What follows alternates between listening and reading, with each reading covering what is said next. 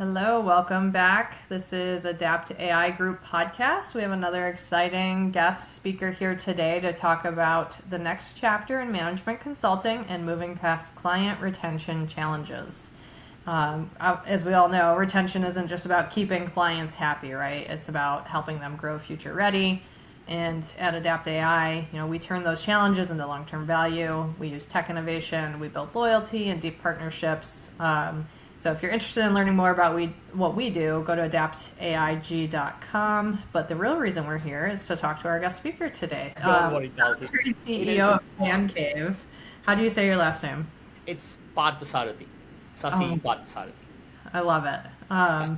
Well, thank you so much for joining. CEO of Fan Cave. I'd love if you could, before we jump in with the topic, if you could just tell us about yourself and what Fan Cave is. Grew up in India, born and brought up in India, moved to US, Florida, University of Florida, a big Gator fan. Did my master's, worked for a startup with my professor right after, went to Microsoft for 7 years, and then was part of Netflix Search, one of the founding members of Netflix Search, and just started Fan Cave around 2015. We started as a direct-to-consumer sports social network, but then we moved into an event engagement platform. What Fan Cave is today is how do you engage with your customers at large events, at any kind of events, right? Doesn't matter. And how do I gamify that experience, right? Events are overwhelming. How do you personalize the event engagement? How do you get maximum value from these events, both from an organization perspective, who are the organizers, and from the attendee perspective, who are paying all the money to come to the event, and make it fun? On our side, it's all data. On the attendee side or the user side, it's all fun.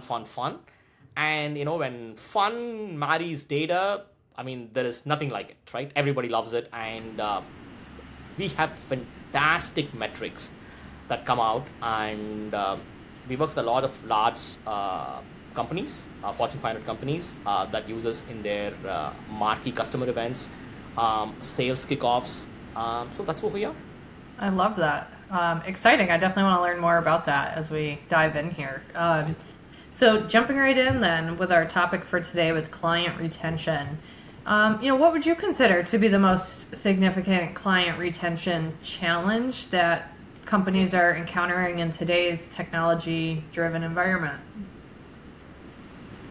In today's environment, I would just say to retain a client, where everybody's going through this, terrible cycle of, hey, cut costs in your organizations, improve efficiency, improve productivity, right?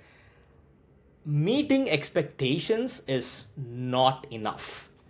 As you said, you have to help your stakeholders, your customers in these organizations, these client organizations, to look not just good, great. You need to help them and enable them to be future ready. Okay, what is coming? How are you going to basically handle what is coming? How are you going to prove to your managers that you are actively becoming future ready, you are improving on efficiencies, you're improving on metrics, you're improving on everything that is AI, and show value, right? That's exactly what.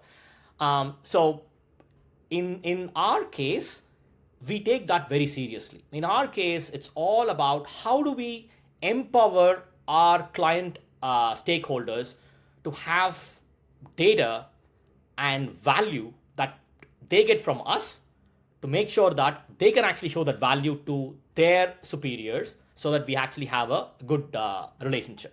So because we empower them and we make them look good, they actually are our advocates. They are not just like our clients anymore.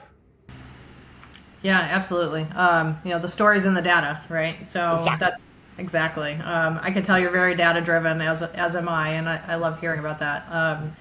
What would you say are some of those key KPIs people want to hear about? Interesting. So let's talk about events, for example, right? When we started gamifying events, gamification or the event engagement used to be a cost center, used to be an expense at an event, right? But really think about it, right? Events are all about very interesting engagement, very interesting data, where you marry an exhibitor or a sponsor to the right attendee who's looking for an interesting solution, right? And if you can gamify that interaction, that is just a match made in heaven, right? That's exactly what we do. And there is actually value involved. So these exhibitors don't mind gamifying their booth experience under a holistic big umbrella. Now we actually flipped the story and just like said, hey, you can actually make money with this opportunity. You don't have to just like say, oh, you know what, I'll have 2 trivias, one poll, and one interesting survey, and that's your gamification, and at the end you'll just like give them a t-shirt. That's boring. Let's just like say, hey, is Nvidia having a booth in our event? What does Nvidia want? How do they want to qualify their leads? What are the interesting activities they have in their booth? And now go and upsell this gamification as an opportunity to Nvidia to get a lot more data about qualified leads. Hey, this is a person who came in, watched a demo, then went to a second session and filled out a survey and gave some interesting feedback on how the demo and sessions were.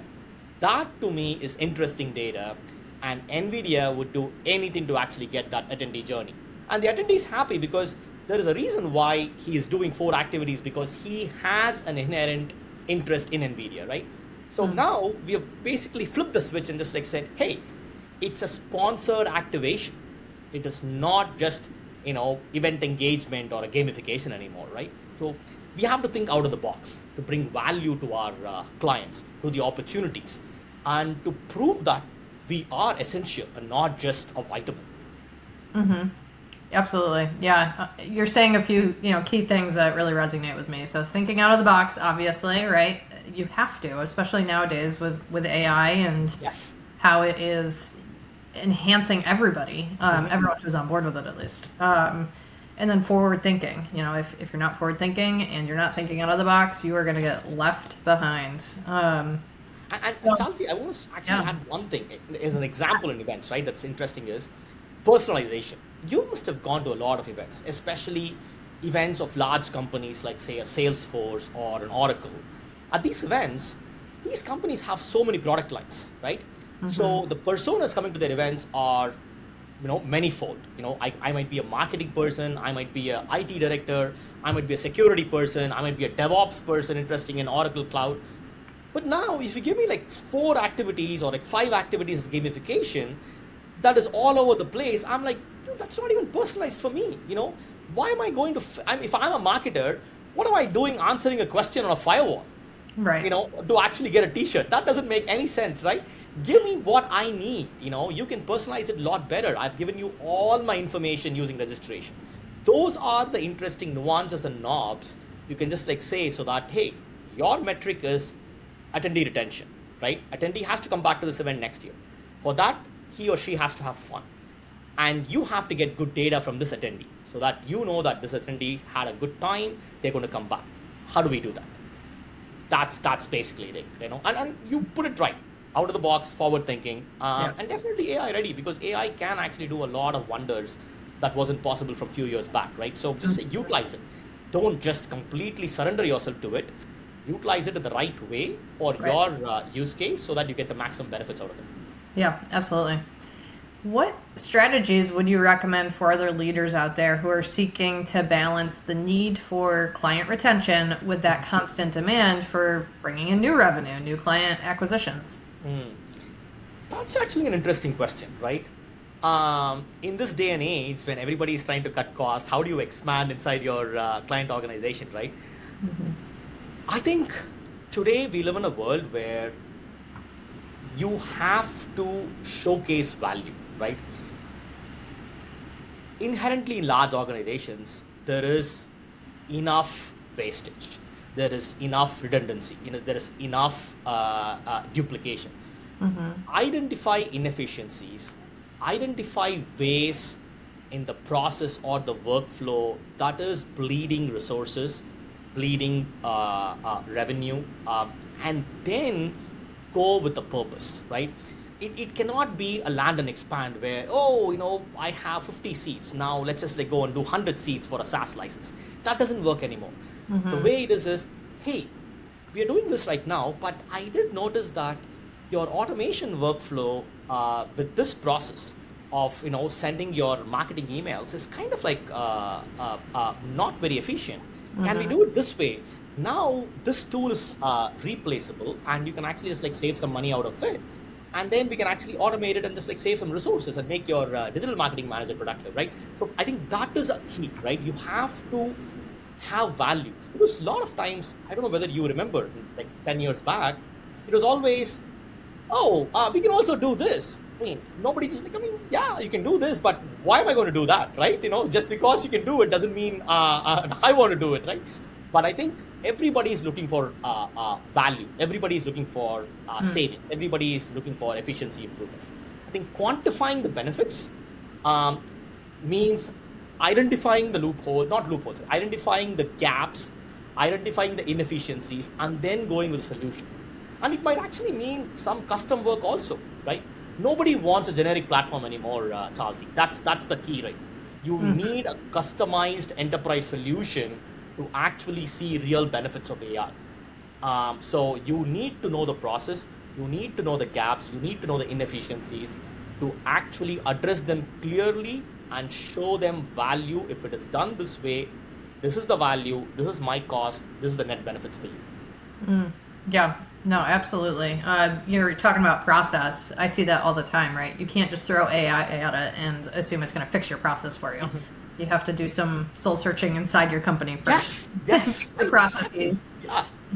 Get rid of the waste, like you said, and then use the tools to really automate and streamline. So absolutely. What's that next chapter look like with regard to client retention? And since we're talking so much about AI and data, what do you think it looks like in the future, 3-5 years from now? Everybody should basically take a deep look at themselves and what they're doing, and be honest and be self-aware. And if it's a $100,000 account, it might actually go down to $70,000. The remaining $30,000 might be some extra work or other inefficiency that we can identify, right? Just imagine a world where you go in and just like say, hey, we have simplified our process and our tools. I think passing on the savings to your clients is a great first step that we should really think about. Land and expand is great, but being more efficient and cost efficient for your clients is also an interesting opportunity to earn efficient, and we want to pass that efficiency cost to you.